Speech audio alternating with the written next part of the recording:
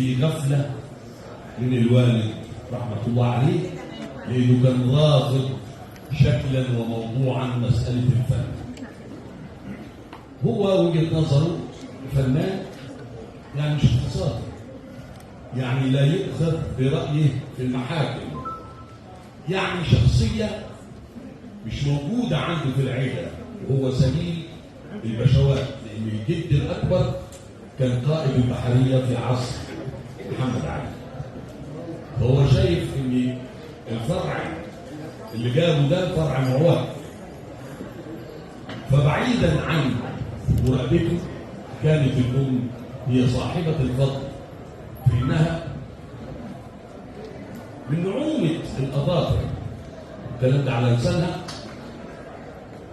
لأن مات لها اثنين قبل ما يجي الوليد أحمد ماهر، فهي من حبها الشديد كانت تغني له وهي بترضعه، فتقسم بأغلظ الأيمان إنها لو سرحت في مشكلة من المشاكل بتاعت البيت، هذا الطفل يترك الرضاع ويصرخ ويجوزها بإيديه ورجليه إلى أن تعاود الغناء فيعاود الرضاع.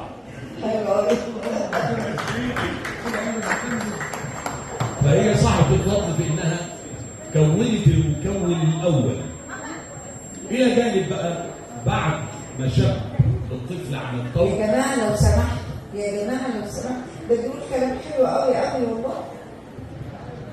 بدأت تشرح لي معاني القرآن الكريم، بدأت تشرح لي قصص القرآن الكريم، بدأت تشرح لي الأحاديث النبوية الشريفة، بدأت تشرح لي الأشعار اللي بتتقال في الأناشيد الصباحية اللي بقعد أسمعها جنب الراديو، ومن هنا عشقت اللغة العربية.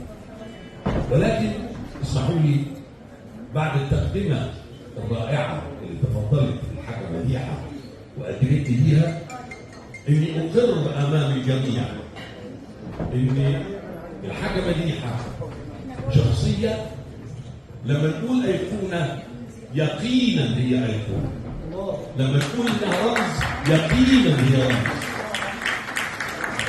حتى يتخيل إن الحاجة مديحة على الله يوميا